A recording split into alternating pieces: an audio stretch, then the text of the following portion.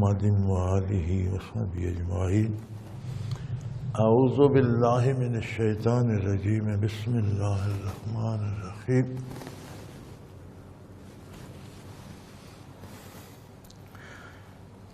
کتاب الطہارہ،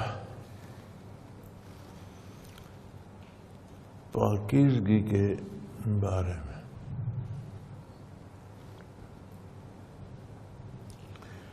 پاکیزگی ناپاکی کی ضد ہے،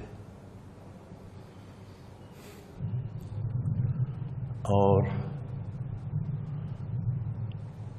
ناپاکی دو طرح سے ہوتی ہے۔ ایک کو حدث کہا جاتا ہے اور ایک کو خبث کہتے ہیں۔ خبث اندر کی ناپاکی ہے، عقیدے کا خراب ہونا، ایمان کا نہ ہونا، اخلاقیات کا بگڑ جانا، دل کا پاک نہ ہونا۔ جب دل پاک نہیں ہوتا، ارادے پاک نہیں ہوتے، ارادے پاک نہیں ہوتے تو کردار پاک نہیں ہوتا۔ ایک ہے ظاہر پاکیزگی، اسے حدث کہتے ہیں۔ لباس کا پاک ہونا، جسم کا پاک ہونا، ہاتھ منہ کا پاک صاف ہونا۔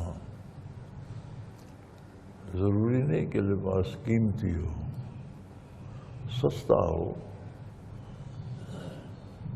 لیکن یہ ضروری نہیں کہ وہ پھٹا ہوا ہی ہو، بندہ سلائی کر سکتا ہے۔ ضروری نہیں کہ سستا ہے تو میلا بھی ہو، اسے صاف رکھا جا سکتا ہے۔ جسم کو صاف رکھنا ہے، پاک رکھنا ایک بات ہے، لیکن صاف بھی رکھنا چاہیے۔ نبی کریم صلی اللہ علیہ وسلم جلوہ افروز تھے تو ایک شخص داخل ہوا تو اس کی داڑھی کے بال اس طرح بکھرے ہوئے اور پریشان تھے، تو آپ نے پسند نہیں فرمایا۔ فرمایا کیا تم اس کو ٹھیک نہیں کر سکتے؟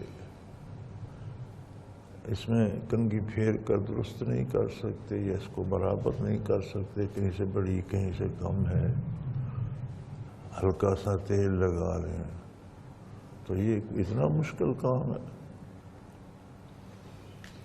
تو ظاہر کا پاک ہونا یہ بھی پاکیزگی ہے، مکمل پاکیزگی ہے کہ ظاہر و باطن دونوں پاک ہوں۔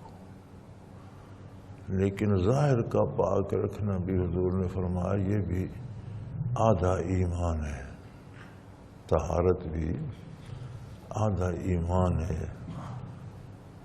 غالباً علماء فرماتے ہیں کہ آدھا ایمان اس لیے فرمایا گیا کہ یہ صرف ظاہر کو صاف اور پاک کرتی ہے، یعنی آدھا کام کرتی ہے کہ آدمی کا جسم پاک ہو، صاف بھی ہو، لباس صاف ہو، ہاتھ منہ صاف ہو۔ ضروری نہیں کہ پاؤں پر میل جمی ہوئی، ناخن بڑے ہوئے ہوں، تو یہ کوئی نیکی نہیں ہے۔ لہذا پاک صاف رہنا بھی آدھا ایمان ہے۔ حدث ناپاکی دو طرح سے ہے، حدث اصغر اور حدث اکبر۔ وضو کا نہ رہنا حدث اصغر ہے۔ غسل کا واجب ہو جانا، بدن کا ناپاک ہو جانا حدث اکبر ہے۔ حدث اکبر کے لیے غسل واجب ہو جاتا ہے، اور حدث اصغر کے لیے وضو۔ پھر وضو بجائے خود فرض نہیں ہے، بندہ ہر وقت باوضو رہے تو سب سے اچھی عبادت ہے، لیکن فرض نہیں ہے، ضروری نہیں ہے۔ وضو فرض ہے نماز کے ذریعے سے۔ جب نماز فرض ہوتی ہے تو بہت سی چیزیں اس کے ساتھ فرض ہو جاتی ہیں، جیسے لباس کا پاک ہونا، جسم کا پاک ہونا، پانی کا تلاش کرنا، قبلہ تلاش کرنا۔ اسی طرح وضو فرض ہو جاتا ہے جب نماز کا وقت ہوتا ہے، نماز کے لیے وضو فرض ہو جاتا ہے، بجائے خود فرض نہیں ہے۔